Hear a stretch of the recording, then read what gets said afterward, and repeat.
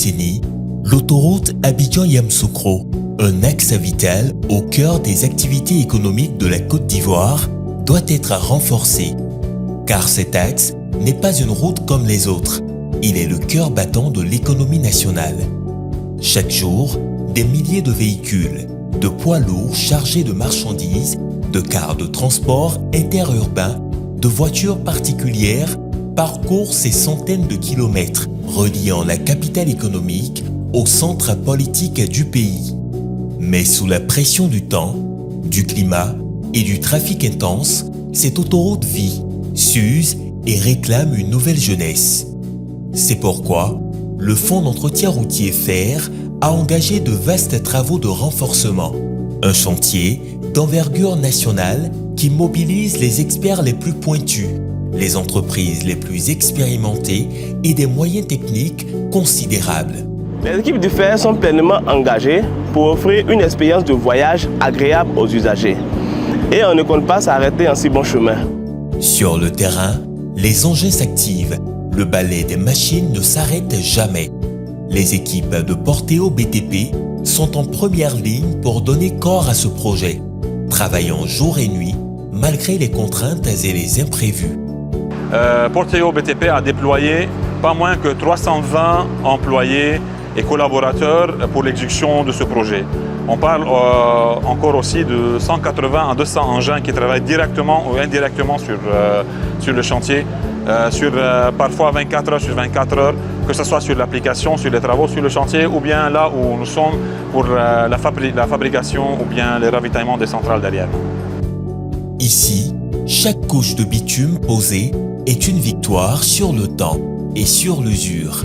Également au cœur de la réussite du projet, le BNET assure le suivi scientifique et technique. Au niveau technique, nous avons en notre sein une équipe pluridisciplinaire qui s'assure que tout le processus, depuis la production jusqu'à la mise en œuvre, est respecté. Mais pour que cette autoroute traverse les années avec fiabilité, rien n'est laissé au hasard. C'est là qu'intervient le laboratoire du bâtiment et des travaux publics, LBTP, garant de la qualité et de la solidité de l'ouvrage. À chaque étape, des contrôles rigoureux, des tests minutieux, une vigilance de chaque instant. L'essai d'onérage, vous pouvez bien le voir, va simuler le passage du trafic poids lourd sur la route dans des conditions défavorables, c'est-à-dire des conditions où il a plu et la route est sous l'eau et les camions passent là-dessus. À la fin, nous pourrons évaluer la profondeur de l'impact du passage des roues sur l'échantillon et en fonction de cela, nous allons apprécier le comportement de la route. Ces autoroutes qui nous semblent aujourd'hui si familières quand nous nous y engageons, si simples quand nous les empruntons, recèlent pourtant bien de secrets. C'est ce mélange de pierres issues de tirs de mine et de blocs cassés en petits morceaux que nous chargeons pour aller à l'usine de concassage. Et une fois ce granit dans l'usine de concassage, on va le transformer en sable et en gravier. C'est ça qui nous sert à faire les routes. Ces différentes entreprises, chacune avec son expertise, portent une ambition commune, livrer une autoroute renforcée, sécurisée et digne des aspirations de la Côte d'Ivoire. Vous allez découvrir les immenses défis auxquels sont confrontés les acteurs du chantier. Vous comprendrez également comment l'argent que vous versez à chaque passage au péage contribue directement à l'entretien et à la rénovation de nos routes. Un objectif essentiel du FER qui veille à ce que vos contributions se traduisent en réalisations concrètes pour améliorer la sécurité et le confort de tous les usagers. En route pour un voyage au cœur de l'autoroute Abidjan-Yamoussoukro.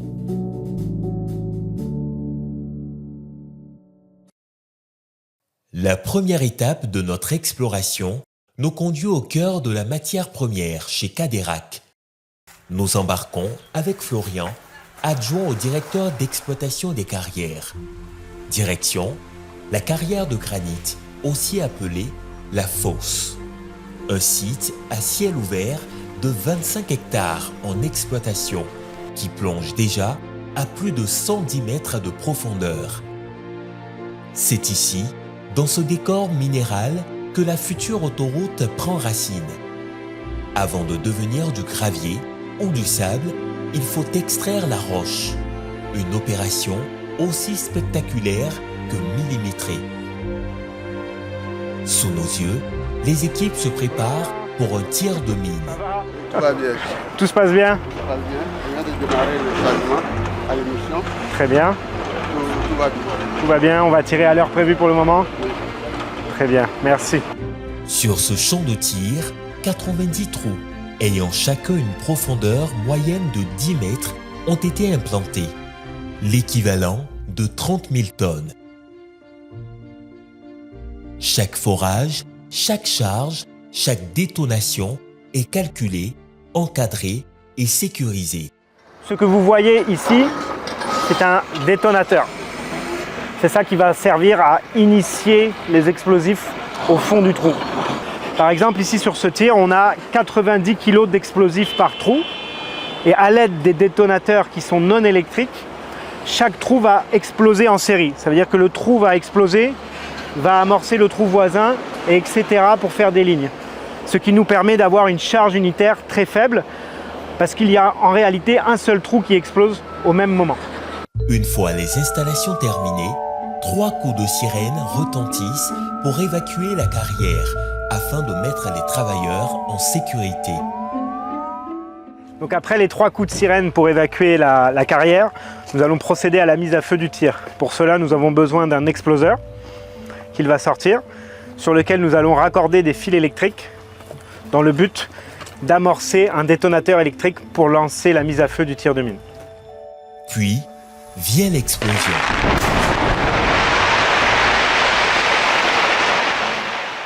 Le granit se fend et laisse apparaître des blocs massifs qui serviront de base aux travaux. Les camions sont chargés et envoyés à l'usine de concassage. La première étape, c'est du concassage primaire. C'est un concasseur à mâchoire qui vient écraser la roche. Après, il y a un tapis. Ensuite, il y a un autre tapis et on arrive dans une seconde étape de broyage. Après ce deuxième broyeur, on vient sur un crible, on trie la taille des cailloux. Si la taille du granit est bonne, ça sort en produit fini. Et si la taille n'est pas bonne, on retourne concasser la pierre. C'est un circuit fermé jusqu'à temps que la taille désirée soit obtenue. Ici, les blocs de granit sont broyés, réduits, transformés en différentes granulométries, gravier, sable, cailloux calibrés, avant de prendre la direction de Porteo.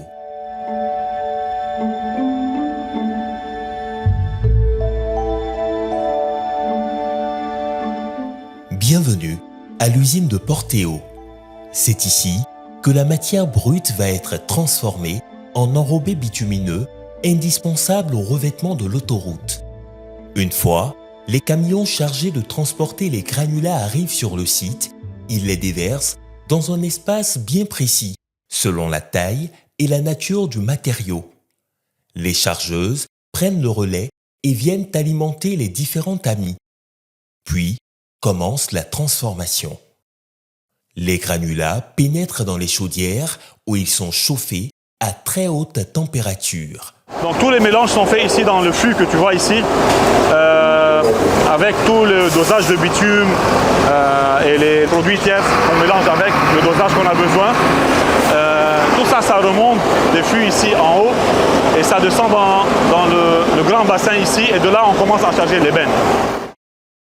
Depuis la salle de contrôle, on s'assure que le processus soit rigoureusement respecté pour donner naissance à un enrobé de qualité.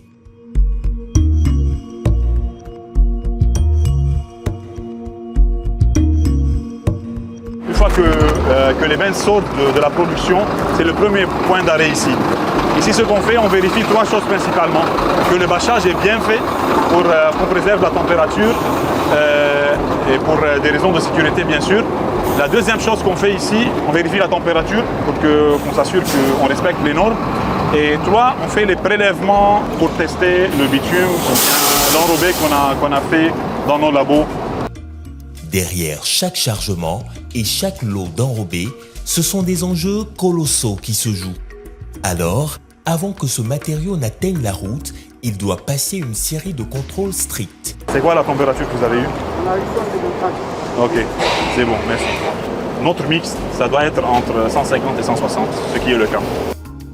Pour s'assurer que l'enrobé produit à la centrale est conforme, un test est réalisé au sein de leur laboratoire. Les chefs sont en train de faire le test sur la qualité de l'enrobé avec la méthode par calcination.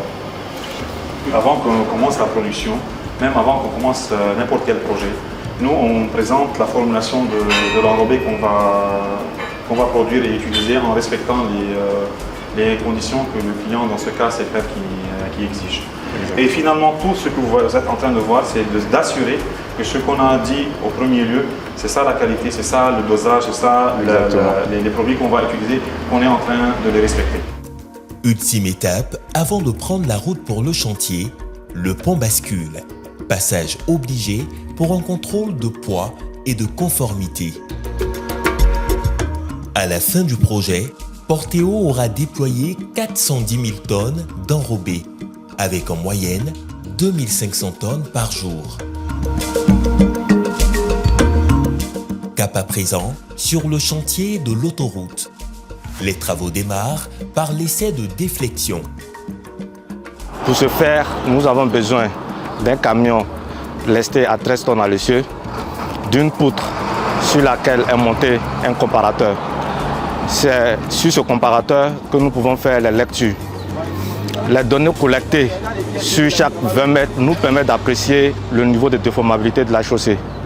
L'analyse des données de déflexion permet d'évaluer la durée de vie de la chaussée et l'épaisseur des couches de renforcement nécessaires.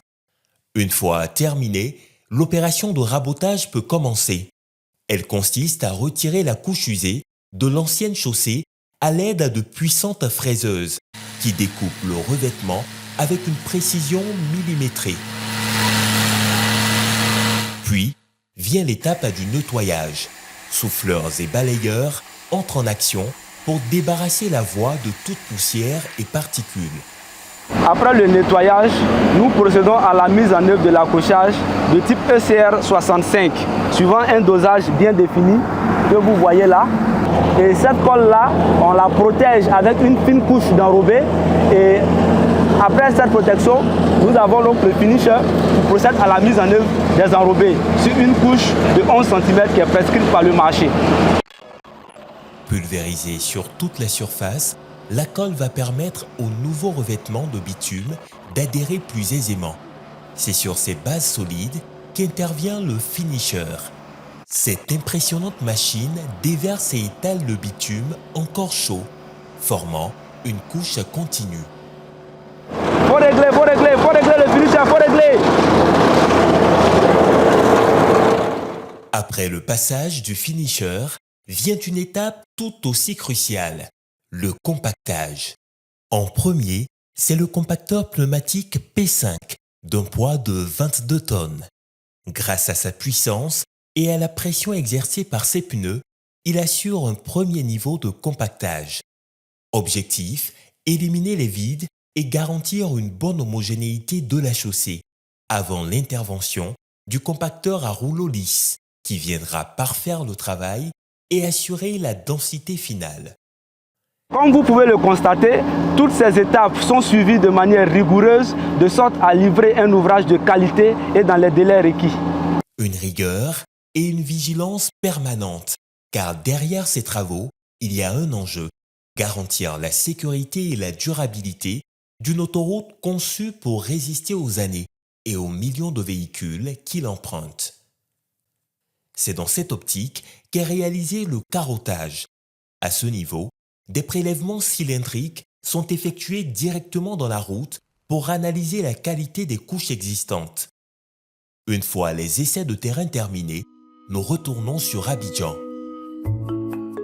Direction, le laboratoire du bâtiment et des travaux publics, LBTP.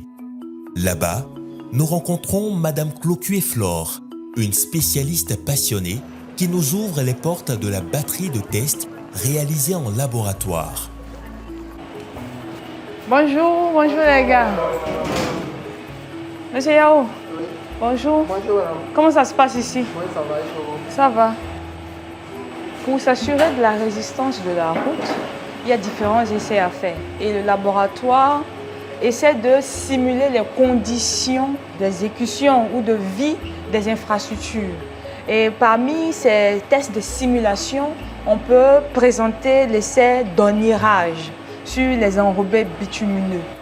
À l'aide d'une machine reproduisant le passage d'un poids lourd de 13 tonnes, la charge maximale exigée en Côte d'Ivoire, on simule la circulation réelle pour voir si le bitume résiste sans se déformer. L'essai est fait pour 10 000 cycles. 10 000 cycles, ça veut dire qu'on va faire un passage 10 000 fois des roues sur l'échantillon d'enrobé bitumineux. Et on va chercher à obtenir une profondeur de déformation, c'est-à-dire d'ornirage. Ce qui serait bien, c'est qu'on ne soit pas au-delà de 5 mm. Donc, on va suivre ces paramètres-là et après, on va apprécier ce que ça donne. Lorsque l'essai d'ornirage atteint les 10 000 cycles, l'échantillon est retiré de la machine.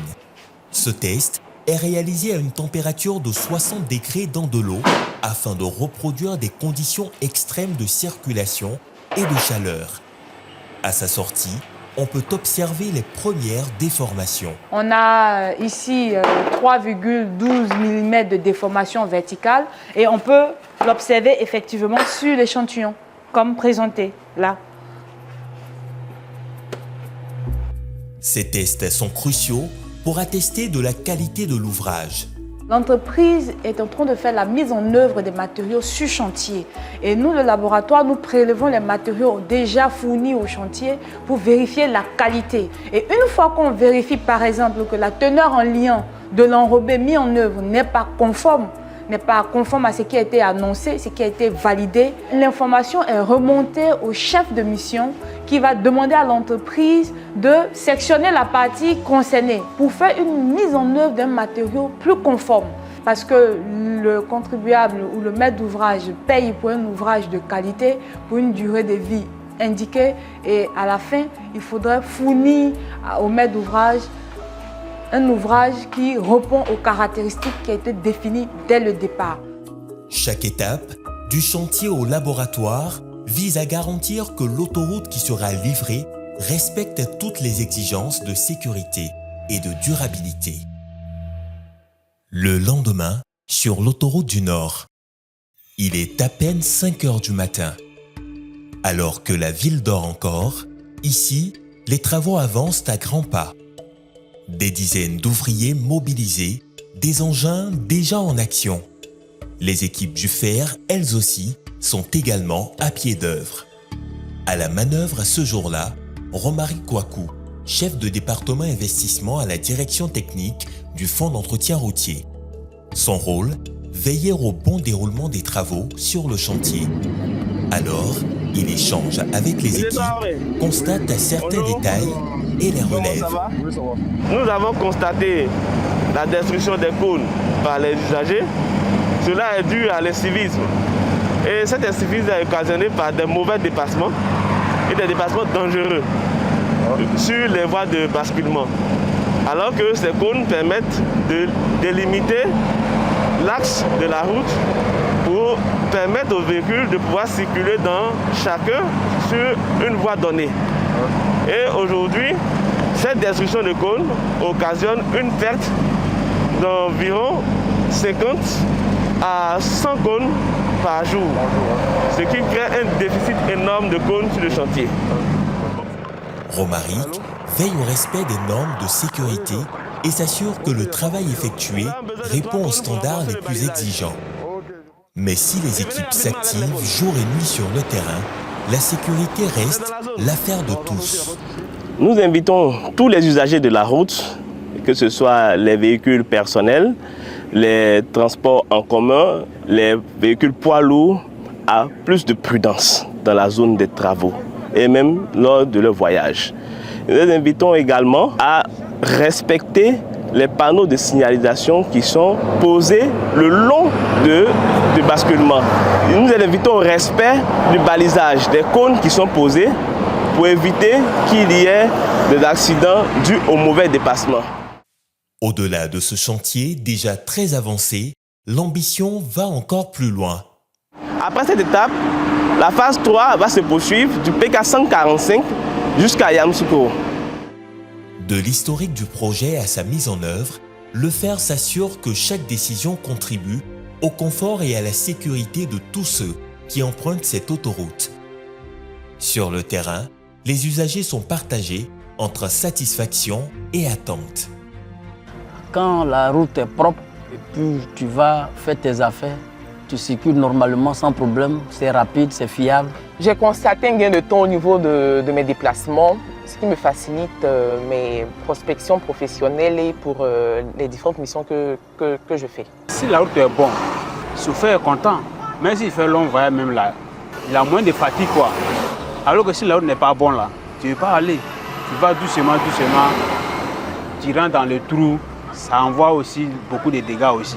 Les travaux qu'ils font là, en tout cas, vraiment, il faudrait qu'ils prennent soin de ça, qu'on puisse être à l'aise. Cette fois-ci là, moi j'aimerais que ça puisse faire au moins 20 ans, au moins 25 ans. Lorsqu'ils finissent de faire la voie, ils ne tracent pas les lignes blanches. Les bonnes blanches ne sont pas vite tracées. Donc ça crée beaucoup vraiment de difficultés aux conducteurs, surtout les conducteurs d'autocar. Un souhait déjà en cours de réalisation. C'est la dernière étape de ce vaste chantier, la signalisation horizontale. Les bandes blanches fraîchement posées marquent non seulement les voies de circulation, mais aussi la fin d'un projet pensé pour améliorer le quotidien des usagers et renforcer la sécurité sur nos routes. Chaque étape de ce chantier traduit l'engagement de l'État ivoirien d'offrir à ses citoyens des routes plus modernes, sécurisées et durables. Un investissement pour aujourd'hui, mais surtout pour l'avenir.